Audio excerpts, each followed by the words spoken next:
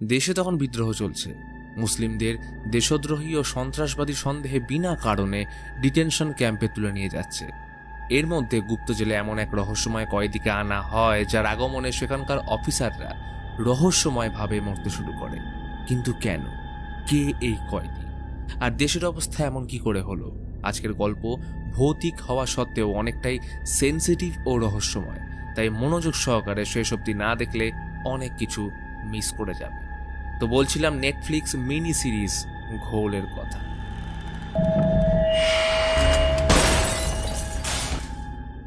সময়টা সুদূর ভবিষ্যতের। দেশে অরাজকতা, দুর্নীতি ও অপরাধ চরম সীমায় পৌঁছে যাওয়ার কারণে এখন মিলিটারি শাসন চলছে।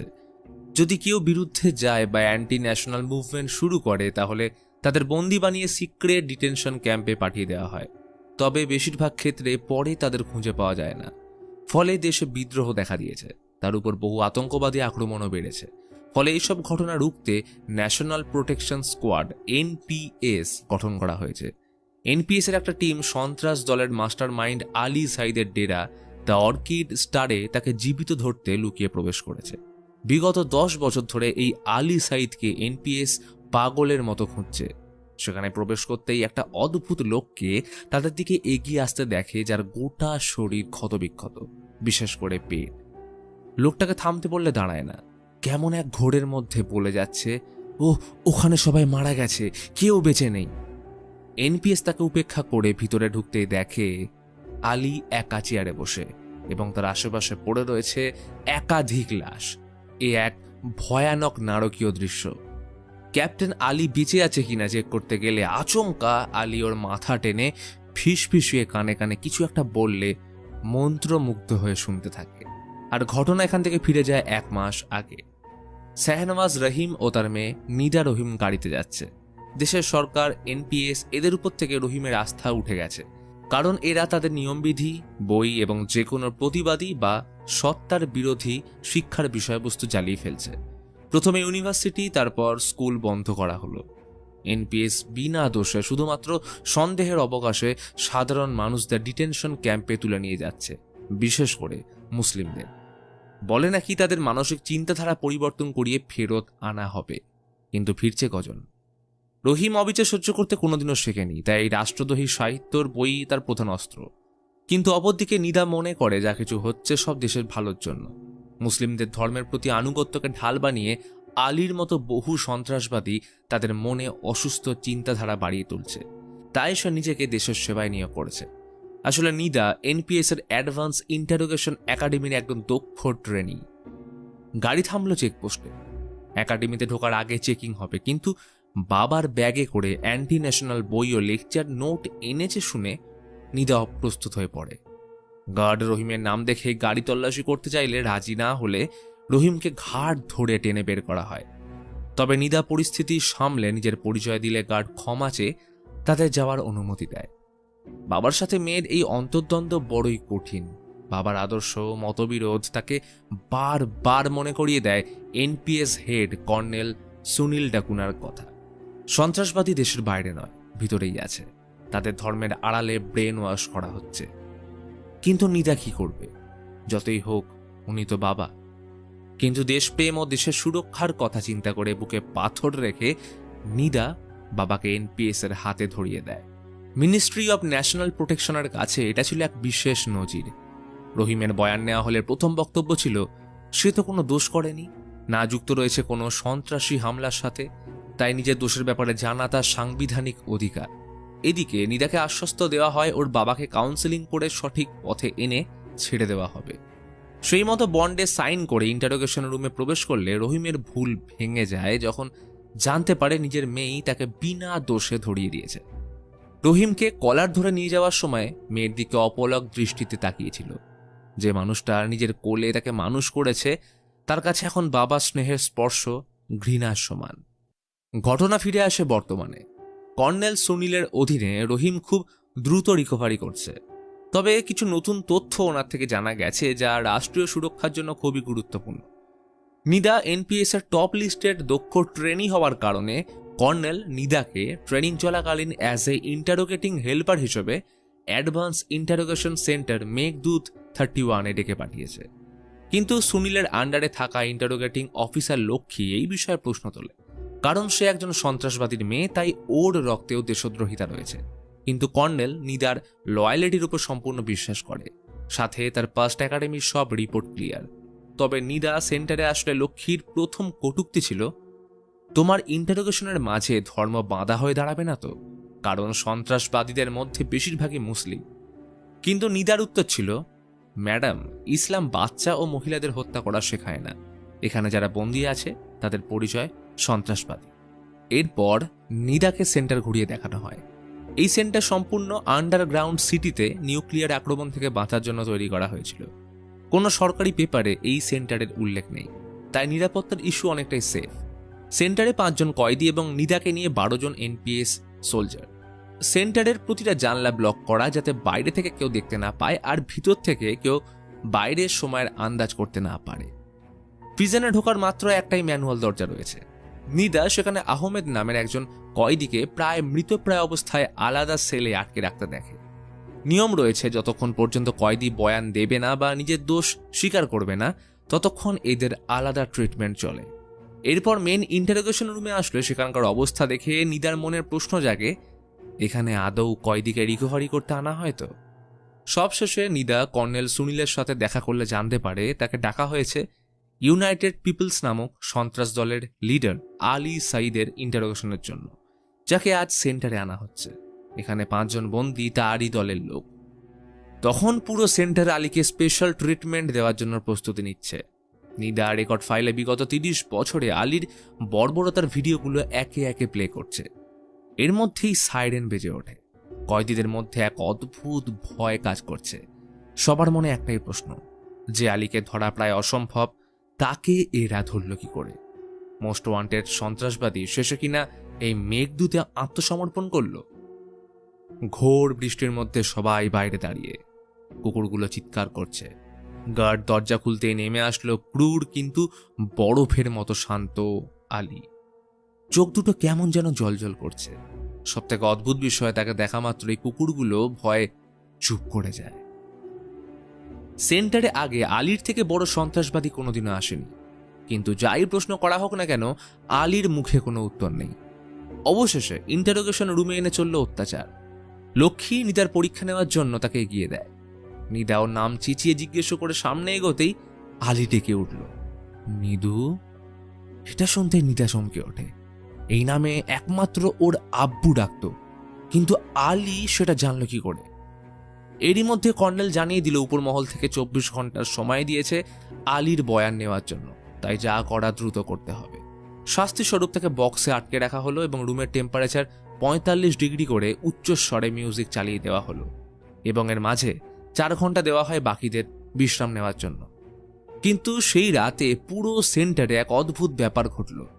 কয়েদি থেকে শুরু করে সব অফিসার ও কর্নেল সবাই রাতে ভয়ঙ্কর দুঃস্বপ্ন দেখে। কারোর ভালো করে ঘুম হয় না। নিদা স্বপ্নে দেখে একটা রুমে তার বাবাকে গুলি করে মারা হচ্ছে, আর ঠিক পাশে অন্ধকারে দাঁড়িয়ে থাকা আলী এই দৃশ্য দেখে হাততালি দিচ্ছে। তখনই আচমকা ঘুম ভাঙতেই মনে হলো বাবা যেন তার দিকেই কি আসছে। কোনো রকমে নিজেকে সামলে খেতে বসলে জানতে পারে যে প্রত্যেকেই নিজের জীবনের সব থেকে অনুতপ্ত মুহূর্তের ঘটনাগুলো স্বপ্নে দেখেছে। ইতিমধ্যে লক্ষ্মীর সাথে কথা হলে নিদা জানায় কাল ইন্টারোগেশনের সময় আলী তাকে নিদু বলে ডেকেছিল, যেটা একমাত্র তার বাবা ছাড়া আর কেউ ডাকত না। এটা শুনে লক্ষ্মীর সন্দেহ তার উপর আরো বেড়ে যায়, হয়তো সেও আলীর দলের লোক। এরপর হরিশ, বিবেক এবং নিদা শুরু করলো আলীকে জিজ্ঞাসাবাদ। তাদের উপর মনিটরের থ্রু বাইরে থেকে নজর রাখা হচ্ছিল, কিন্তু শতমারের পরেও আলী মুখ খুলতে চায় না। হঠাৎ নিস্তব্ধতা ভেঙে বলে উঠল, কিছু শুনতে পাচ্ছিস? ভালো করে শোন, বাচ্চা ও তার মায়ের ভয়ার্ত চিৎকার। কিছু মনে পড়ছে? আচ্ছা বিবেক, আইডিয়াটা তোর ছিল তাই না? প্রথমে দুজনকে তুলে আনলি, তারপর বিনা কারণে মেরে ধমকে লাস্টে একদম জানে মেরে দিলি। বাইরে মনিটরে ওরা তো দেখে অবাক। হরিশ আর বিবেক আলীর মুখের সামনে কি করছে ওটা? আচমকা আলীর চোখ দুটো কালো হয়ে নিদার দিকে তাকিয়ে পৈশাচিক কণ্ঠে বলে উঠল, আব্বু কেমন আছে? এরপরে মনিটরে ভয়ানক গ্লিচ। ভিতরে হরিশ আর বিবেকের মধ্যে মারপিট লেগেছে। দুজন একে অপরকে দোষারোপ করে হাতাহাতির পর্যায়ে চলে গেলে হরিশ বিবেকের বুকে ছুরি ঢুকিয়ে দেয়। ততক্ষণে হুলুস্থুলু কাণ্ড। নিদা ভূতের মতো দাঁড়িয়ে হারিসকে ধরে নিয়ে যাওয়ার সময় চিৎকার করে বলছে, আলী তুই এসব জানলি কি করে? আর এদিকে আলী শান্ত হয়ে বসে সব দেখছে। মারা যাওয়ার আগে বিবেক বলে, স্যার আমরা সবাই দোষী, হিসেব এখনো বাকি আছে। কর্নেল রাগে নিদাকে বের করে আলীকে জিজ্ঞাসাবাদ করতে বসলো, কিন্তু আবার কোনো উত্তর নেই। কর্নেল বহু চেষ্টা করার পর আলী বিড়বিড় করে কিছু বলতে শুরু করে। নিদা এটা শোনা মাত্রই কয়েদিদের মধ্যে থাকা একজন মৌলভীকে এনে আলী কি ভাষা বলছে সেটা জানাতে বলে। মৌলভী আলীর কথা শোনা মাত্রই চমকে ওঠে, এ তো অ্যারামিক ভাষা, আমাদের পয়গম্বর আসার আগে এই ভাষার জন্ম। আলীকে আমি ছোট থেকে চিনি, কিন্তু এই ভাষা ওর পক্ষে জানা সম্ভব নয়। আলী একটা কথাই বারবার বলছে, কাজ সম্পন্ন হবে, পাপীকে তার পাপ মনে করিয়ে শাস্তি দেওয়া হবে। আচমকা মৌলভী বলে, কর্নেলকে এক্ষুনি বেরিয়ে আসতে বলো, অনর্থ হতে চলেছে। তখনই আলী কর্নেলের বউ ও বাচ্চার বিষয় বলতে শুরু করলো। শেষবার ফোনে কর্নেল ও তার বউয়ের মধ্যে যা কথা হয়েছিল সব আলী আউড়ে যাচ্ছে। কিন্তু আলী কি করে জানলো যে কর্নেলের কাজের ব্যস্ততা আর অত্যাধিক মদ্যপানের জন্য তার বউ বাচ্চা ছেড়ে চলে গেছে? এই ঘটনা কর্নেলকে উত্তেজিত করে তুললে আলীকে ভয়ঙ্কর কারেন্ট শক দেয়। শকের তীব্রতা এতটাই ছিল যে গোটা সেন্টারের কারেন্ট চলে যায়। সবাই তড়িঘড়ি করে কর্নেলকে থামাতে আসলে নিদা মনিটরে শুনতে পায় আব্বুর কান্না। নিদু, আমায় বাঁচালি না? নিদা ভয় ইন্টারোগেশন রুমে চলে আসে। অন্ধকারে আলীর নীলাভ দেহ পড়ে আছে। নিদা রুমের দরজা লাগিয়ে টর্চ ফেলতেই দেখে আলী নেই। এ কি, কোথায় গেল সে? টর্চ ঘোরাতেই দেখলো দেওয়ালের কোণে উল্টো দিকে মুখ ঘুরিয়ে আলী দাঁড়িয়ে। ভয়ে কাঁপতে কাঁপতে নিদা ওর দিকে এগিয়ে যেতেই আলী এক ভয়ঙ্কর পিশাচে পরিবর্তিত হয়ে ঝাঁপিয়ে পড়ে। নিদা আগুনে ঝলকানিতে দেখার চেষ্টা করলে আলীকে খুঁজে পায় না, কিন্তু শোনা যাচ্ছে গোঙানির শব্দ। তখনই পিছন থেকে ঠান্ডা গলায় আব্বুর কণ্ঠস্বর, নিদু তুই কি করে পারলি আমায় এখানে মরার জন্য ছাড়তে? নিদা ভয় পিছন ফিরতে আলীর ভয়াবহ পিশাচ রূপ দেখে পড়ে যেতেই বাকিরা চলে আসে। কর্নেল চমকে উঠল। এই রকম শক দেওয়ার পরেও কোনো মানুষ বাঁচে কি করে? একটু আগেই সে নিজে চেক করেছিল আলীর পালস চলছে না, তাহলে এখন এটা কি করে সম্ভব? নিদা তখনও ভয়ে বলে যাচ্ছে, স্যার এ কোনো মানুষ নয়। কর্নেল কোনো উপায় না দেখে অবশেষে ডেকে পাঠালো সব থেকে হিংস্র ও নির্দয় ইন্টারোগেটিং অফিসার ফলাদ সিংকে। জিলে সবাই ওর নাম শুনলে ভয় কাঁপে। কর্নেলের পর আলাদাভাবে নিদার সাথে দেখা করে। নিদা জিজ্ঞেস করে যে আলী বলেছিল আব্বুকে মেঘদূতে আনা হয়েছিল, স্যার এটা কি সত্যি? কর্নেল বলে, হ্যাঁ আনা তো হয়েছিল, কিন্তু পরে ওনাকে ছেড়ে দেওয়া হয়। কিন্তু প্রশ্ন হলো আলী প্রত্যেকের পার্সোনাল ব্যাপার জানলো কি করে? এদিকে অপেক্ষারত আলীর চোখ অদ্ভুতভাবে চেঞ্জ হয়ে আসে। ঠান্ডা গলায় বলে উঠল, চলো শুরু করা যাক। দরজা খুলে ফলাদ একা ভিতরে প্রবেশ করে। চলল ভয়ানক অত্যাচার। ইতিমধ্যে নিদা মৌলভীর সাথে দেখা করে ওকে চাপ দিয়ে আলীর ব্যাপারে জিজ্ঞেস করলে রিভিল হয় এক ভয়ানক রহস্য। ম্যাডাম, ওই ছেলে যাকে আপনারা আটকে রেখেছেন না, সে কোনো মানুষ নয়, তাকে আমরা ঘৌল বলে ডাকি। আরবি লোককথায় ঘৌল হলো এক প্রকার জিন। কোনো মানুষ নিজের রক্ত দিয়ে এই বিশেষ চিহ্নের সাহায্যে নিজের আত্মার সওদা করে ঘৌলকে ডেকে আনে। ঘৌল আমাদের পাপ ব্যবহার করে ভয় দেখিয়ে ভিতর থেকে অনুতাপের আগুনে শেষ করে তার মাংস চিবিয়ে খায়। ঘৌল তার সর্বশেষ শিকারের মাংস খেয়ে তার রূপ ধারণ করে আমাদের মধ্যেই থাকতে পারে, আর এটাই তার বড় অস্ত্র। কিন্তু সবথেকে বড় প্রশ্ন হলো, ঘৌল এখানে কিভাবে এলো? তাহলে কি এদের মধ্যেই কেউ ডেকেছে? এদিকে কর্নেল হেড অফিসে ইনফর্ম করে সেন্টারে অফিসারের মৃত্যুর খবর জানিয়ে ফোর্স পাঠাতে বলে। তারা জানায় যে এর থেকেও বড় প্রবলেম ওখানে হয়েছে, কারণ আলীর সেফ হাউসে ওর ক্ষতবিক্ষত বডি পাওয়া গেছে। কোনো হিংস্র পশু ওর লাশ চিবিয়ে খেয়েছে, তবে ডিএনএ টেস্ট করে ওর শনাক্তকরণ করা হয়েছে। কর্নেল এটা শুনতেই চমকে যায়। এই কি আবল তাবল বকছে? আলী যদি মরে গিয়ে থাকে তাহলে এইখানে কে? ততক্ষণে আলী ঘৌলে পরিবর্তিত হয়ে ফলাদের উপর ঝাঁপিয়ে পড়লে তার ভয়াবহ চিৎকারে পুরো সেন্টার কেঁপে ওঠে। নিদা বাইরে কিছুক্ষণ অপেক্ষা করার পর দেখে সেল থেকে ফলাদকে বেরিয়ে আসতে। সবার আগে সে প্রতিটা কয়েদিকে সেল থেকে মুক্ত করে। এই সুযোগে নিদা ইন্টারোগেশন রুমে আসলে হাত পা ঠান্ডা হয়ে যায়, কারণ সেখানে ঘোল ফলাদকে উল্টো করে ঝুলিয়ে তার বুক থেকে চিড়ে গলা কেটে ঝুলিয়ে রেখেছে। অর্থাৎ বাইরে ঘুরতে থাকা ফলাদ আসলে ঘোল। তখনই ঘোল নিদাকে তাড়া করলে সে কোনো রকমে প্রাণ বাঁচিয়ে পালাতে থাকে। অবশেষে প্রিজনের এন্ট্রান্সে কোনো রকমে পৌঁছলে কর্নেল সঠিক সময় দরজা খুললে নিদা ঘোলের হাতে মারা পড়তে পড়তে বাঁচে। ভয় কাঁপতে কাঁপতে জানায় ঘোল ফলাদকে মেরে সব কয়েদিকে মুক্ত করে দিয়েছে। কিন্তু কেউ ওর কথায় বিশ্বাস না করলে নিচে এসে সব কাণ্ড দেখে ওদের চক্ষু চড়ক গাছ। কয়েদিরা সমেত আলী উধাও, কিন্তু আহমেদ তখনও বন্দী। নিদা কর্নেলকে ঘোলের ব্যাপারে জানিয়ে প্রত্যেকটা সেল চেক করে যে কোন কয়েদি ঘোলকে ডেকে এনেছে, কিন্তু কোথাও কিছু না পেলে সব সন্দেহ আহমেদের উপর যায়। তবে এই ঘটনার কারণে পুরো টিম দুই দলে ভেঙে যায়, কারণ অফিসার লক্ষ্মীর মতে এই সব কিছু নিদা করছে। নিদাই পারমিশন ছাড়া এইখানে এসে সবাইকে মুক্ত করে ফলাদের উপর কয়েদিরা বদলা নিয়েছে। নিদার বাবা রহিম যেমন দেশদ্রোহী ছিল তেমনটাই নিদা। কর্নেল এই বিষয়ে রুখে দাঁড়ালে তখন লক্ষ্মী ও বাকি অফিসার কর্নেলের বিপক্ষে এসে তাকে বন্দি বানিয়ে নিদাকেও আহমেদের সাথে আটকে রাখলে দেখে সেখানে রয়েছে বাকি কয়েদিরা। নিদা নিজেকে বাঁচানোর জন্য আহমেদকে ঢাল বানালে মৌলভী বলে, এইভাবে কত নির্দোষের প্রাণ নেবে তোমরা?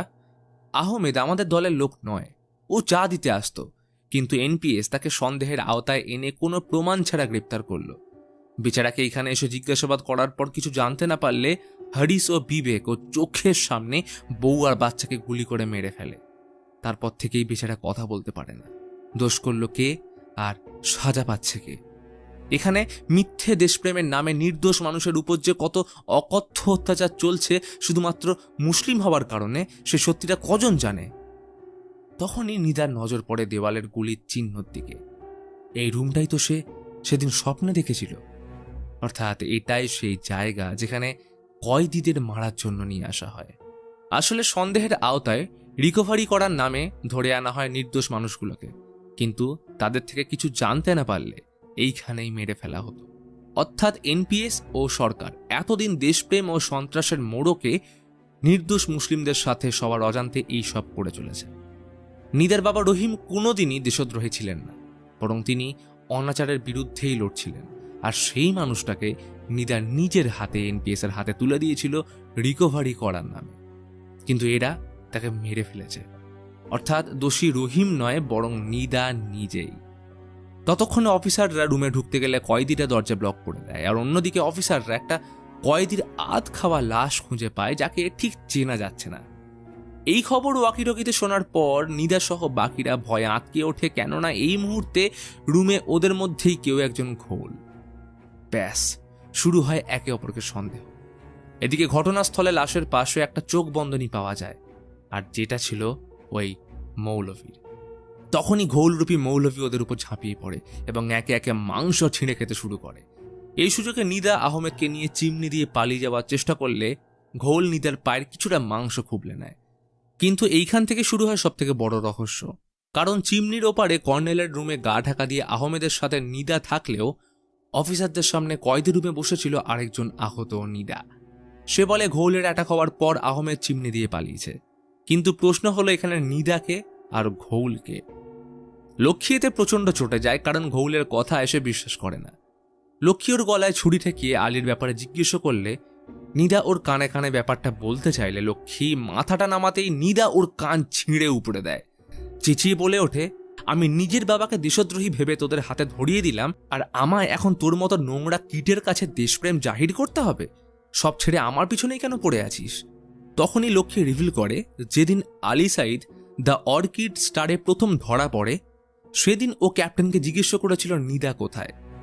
নিদা এটা শুনে চমকে ওঠে, কেননা কর্নেল ট্রেনিংয়ের মাঝে ওর থেকে সাহায্য চাওয়ার জন্য ডেকে আনেনি, বরং ওকে জাস্ট ইউজ করা হচ্ছে। তখনই লক্ষ্মী পিছন থেকে নিদাকে মারতে আসলে কর্নেল লক্ষ্মীকে গুলি করে মেরে ফেলতেই রিভিল করে আসল রহস্য। আসলে মেঘদূতে ঘোলকে আর অন্য কেউ নয়, স্বয়ং ডেকেছিল নিদার বাবা শাহনওয়াজ রহিম। লোকটা জিজ্ঞাসাবাদ করার সময় একটাই কথা বলতো, নিজের রক্ত দিয়ে সওদা করতে হবে। এরপর ধোঁয়াবিহীন আগুন থেকে ঘোল জেগে উঠবে। তাকে সহজে দেখা যায় না, কিন্তু ওর উপস্থিতি সবার মধ্যে দুঃস্বপ্ন হয়ে উঠে আসবে। সে প্রতিটা মানুষের মধ্যে থাকা পাপকে তাদের অনুতাপ ও বিবেকে জ্বালিয়ে মাংস ছিঁড়ে খাবে।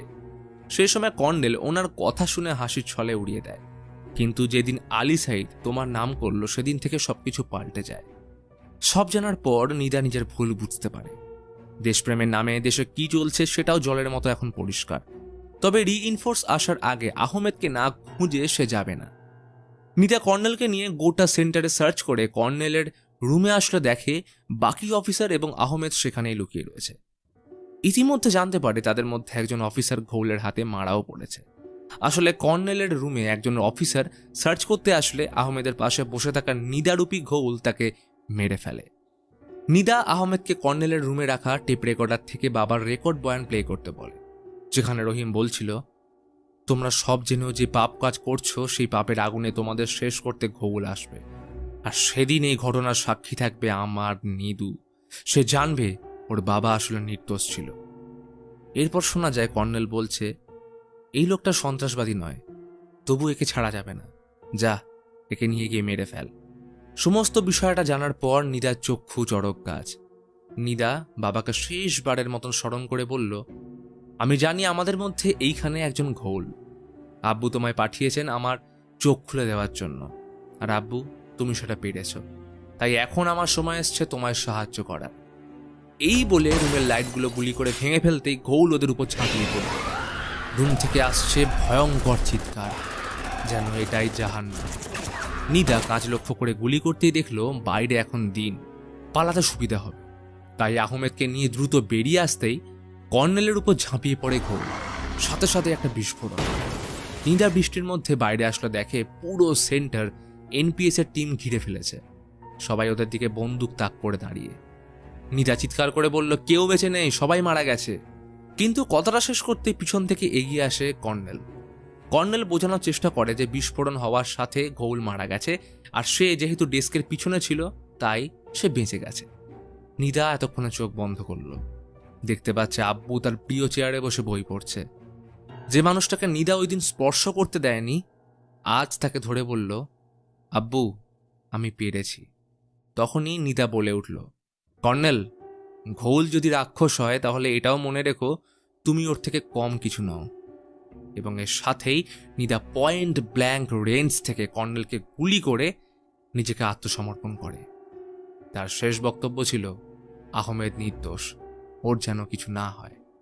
এরপর ঘটনা কয়েক মাস পর। বর্তমানে নিদার উপর কেস চলছে কর্নেল সুনীলকে মারার অপরাধে। এনপিএস এর হেড থেকে শুরু করে উচ্চপদস্থ অফিসাররা কেস সাজিয়েছে যে মেঘদূতে কর্নেল নয় বরং নিদা পুরো টিমকে ইল্লিগাল অপারেট করে কর্নেল সহ বাকিদের মেরে ফেলেছে। এই দৃষ্টান্ত প্রমাণ করছে একজন সন্ত্রাসবাদীর মেয়ে সন্ত্রাসবাদীই হয়। এবং এই ঘটনার সাথে দেখানো হয় নিদাকে কোনো গুপ্ত সেন্টারে বন্দি করে রাখা হয়েছে এবং সেইখানে সে মুখ থেকে একটা ব্লেড বের করে নিজের হাত কেটে ঘোলকে ডেকে আনার চিহ্ন বানাচ্ছে। আর এই ঘটনার সাথে ঘোলের গল্প এইখানেই শেষ হয়। গল্পের মূল বিষয়বস্তু ঘোল হলেও মেনলি ফোকাস করে কয়েকটা বিষয়বস্তুর দিকে। আসলে কোনো ধর্মই হিংসা হানাহানি শেখায় না, তাই ধর্মের দোহাই দিয়ে সন্ত্রাস ছড়ানো সেই ধর্মকেই কলুষিত করে।